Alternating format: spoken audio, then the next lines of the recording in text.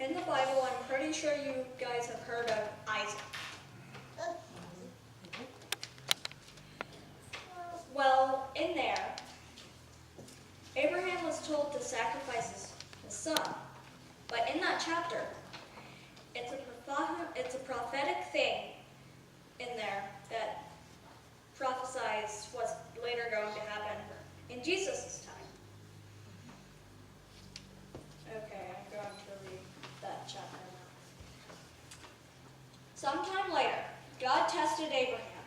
He said to him, "Abraham, here I am," he replied. Then God said, take your son.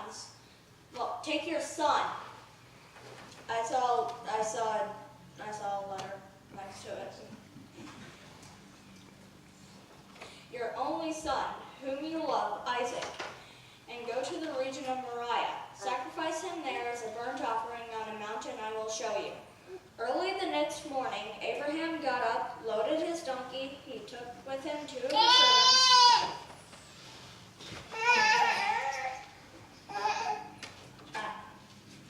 and his son Isaac. When he had cut enough wood for the burnt offering, he set out for the place God had told him about. On the 3rd day, Abraham looked up and saw the place in the distance. He said to his servants, "Stay here with the donkey while I and the boy go over there. We will worship and then we will come back to you." Abraham took the wood for the burnt offering and placed it on his son and Isaac, and he himself carried the fire and knife. As the two of them went on together, Isaac spoke up and said to his father Abraham, "Father." "Yes, my son," Abraham replied. "The fire and the wood are here," Isaac said, "but where is the lamb for the burnt offering?" Abraham answered, "God himself will provide the lamb for the burnt offering, my son." And the two of them went on together. When they reached the place God had told him about, Abraham built an altar there and arranged the wood on it. He bound his son Isaac and laid him on the altar on top of the wood. Then he reached out his hand and took the knife to slay his son. But the angel of the Lord called out to him from heaven, "Abraham, Abraham." "Here I am," he replied. "Do not lay a hand on the boy," he said. "Do not do anything to him. Now I know that you fear God because you have not withheld from me your son, your only son." Abraham looked up, and there in the thicket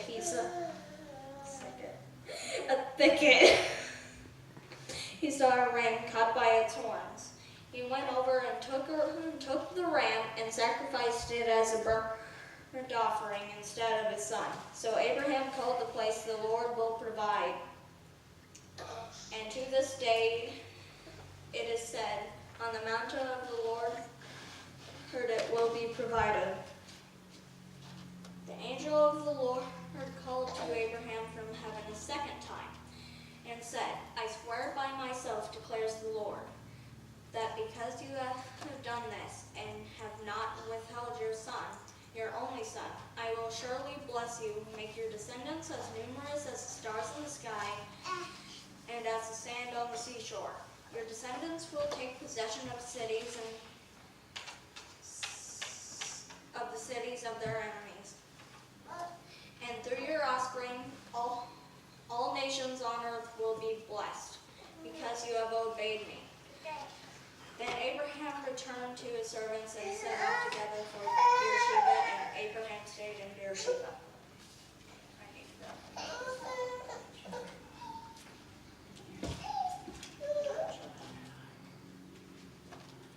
Isaac was a miracle son born to Isaac was the miracle son born to Sarah, not born to Sarah and Abraham, just like Jesus was a miracle son born to Mary and Joseph. Mount Moriah is the same spot as Calvary. It has just been renamed.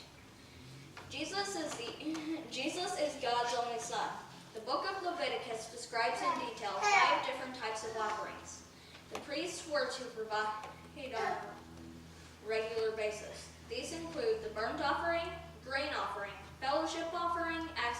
sin offering and guilt offering. Here God specifically commands Abraham to offer his son as a burnt offering, which is the type of offering used to make payment for sins in general. Abraham loaded his donkey,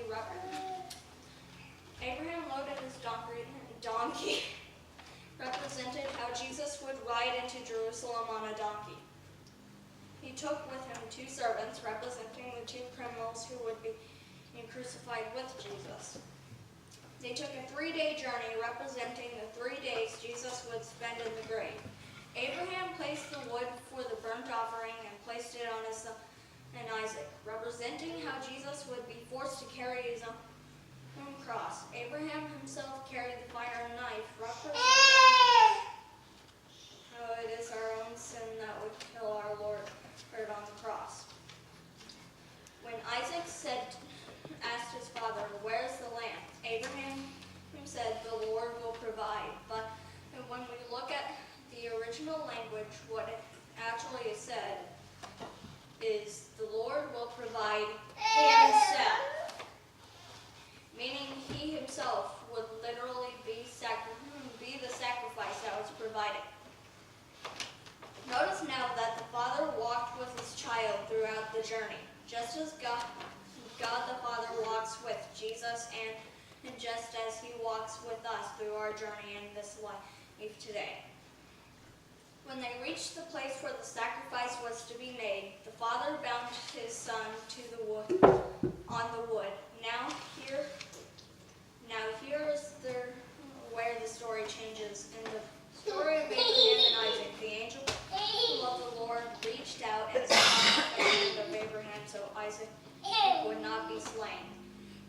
But for Jesus, no such intervention was made. Abraham is told, "Do not lay a hand on the boy. Do not do anything to him. For now I know that you fear God, because you have not withheld from me your son, your only son." Do you fear, love, and trust God enough to do this? Hebrews 11:19 provides a little insight about this, stating that Abraham reasoned that God could even raise the dead. Abraham looked up and in a thicket saw a ram caught by its horns. Throughout the Bible, we learn that thorns represent sin. For example, we see Paul call out to God to remove the thorn from his side, or the sin from his life. A thicket is a bush or a tangled mess of thorns. The ram, the animal which was customarily used as a burnt sin offering, and as we know, this ram represents Christ. The word horn is used throughout scriptures to symbolize a stronghold or a kingdom. So we look at this closely.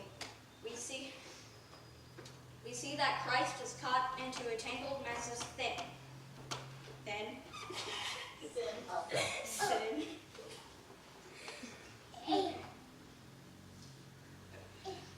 By his kingdom, that is the church. Unlike the temporary sacrifice of the lamb, Jesus was the perfect offering. The purpose of this offering was to make payment for sin once and for all. 1 Peter 3-18, Hebrews 10:1-18. Wait, no, it's not 3-18. Peter 3, verse 18, and Hebrews 10:1-18. Jesus Christ was the perfect man who gave all of himself to God and others. Jesus Christ was the only way to fellowship with God. His death restores or fellowship with God and takes away the deadly consequences of sin.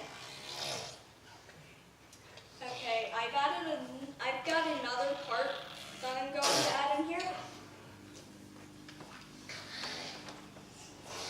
Some people might say, why would a good and loving God only give one way to heaven? Well, let's say you made a bunch of little people, and they had the power to bring it to life. But when you did bring it to life, they started sinning against you. They cussed you out, flipped you off over and over. What part of you wouldn't want to just go and kill someone just to get it over with? So you shouldn't be surprised that he added one way. You should be surprised that he didn't add a way. Well, that he did add a way. Okay. If you have not accepted Jesus as your Lord and Savior, I beg you to do so before you leave today. I need to think about my prayer.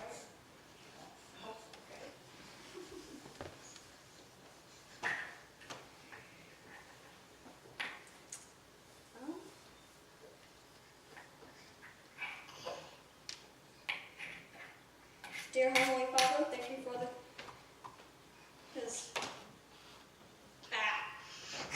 I started doing the wrong prayer.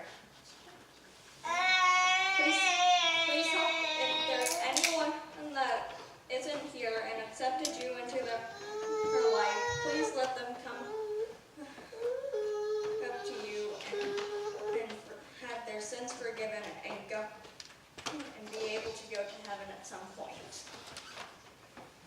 And help them to stay safe when they leave today. In Jesus' name we pray, amen.